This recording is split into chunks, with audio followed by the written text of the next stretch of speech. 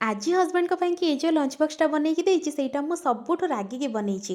କାହିଁକି କହିଲେ, ଆଜି ହେଉଛି ରବିବାର, ଆଉ ରବିବାର ସବୁ ୱାର୍କିଂ ପ୍ରଫେସନାଲଙ୍କ ପାଇଁ କେବଳ ଖାଇବା ଆଉ ଶୋଇବାର ଦିନ ଥାଏ।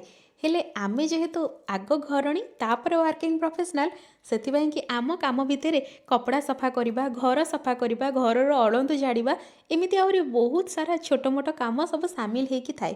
ସେଇଥିରେ ଆଜି ମୋତେ ସ୍ୱାମୀ କହିଲେ ଅଫିସକୁ ଯିବାକୁ ପଡ଼ିବ, ଅଳ୍ପ ସମୟର କାମ ଅଛି, ହେଲେ ଲଞ୍ଚ ଟାଇମ୍ ଆଗରୁ ତ ଆସିପାରିବିନି, ତ ଟିକେ ଖାଇବା ବନେଇ ଦିଅ। ଆଉ ବାହାରେ ଯେଉଁ ଭଳିଆ ଖରା ହେଉଛି, ଅଫିସରୁ ବାହାରକୁ ଆସି ଖାଇବା କାହା ପକ୍ଷରେ ସମ୍ଭବ ନୁହେଁ।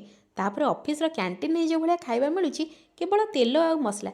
ସେଥିପାଇଁ କି ତାଙ୍କୁ ମୁଁ ଆଜି ବନେଇକି ଦେଇଥିଲି ଭାତ ଆଉ ତା ସହିତ ଅମୃତଭଣ୍ଡା ଆଳୁର ସନ୍ତୁଳା। ତାଙ୍କୁ କହିଲି ଆଜି ଦିନରେ ଥରେ ରୋଷେଇ କରିବି, ଯେଉଁଟାକି ତୁମେ ଭାତରେ ଖାଇବ ଆଉ ରୁଟିରେ ବି ଖାଇବ।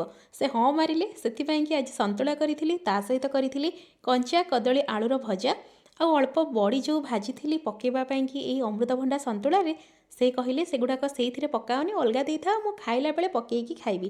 ଆଉ ଦହି ପୁରା ପାଣି ରାଇତା ଯେଉଁ ଥାଏ ନା, ବିରିୟାନୀ ସାଙ୍ଗରେ ଦେଇଥାନ୍ତି ରୋଡ଼ ସାଇଡ଼ରେ, ସେମିତିଆ ରାଇତା ମୋତେ ବନେଇକି ଦେବ। ତ ମୁଁ ରାଇତାଟା ତ ସେମିତି ଦେଇଥିଲି, ହେଲେ ଜାଣିଥିଲି ଟେଷ୍ଟ ଭଲ ଲାଗିବନି, ସେଥିପାଇଁ କି କ୍ୟାଚ୍ର ରାଇତା ମସଲା ଟିକେ ୟୁଜ୍ କରିଥିଲି।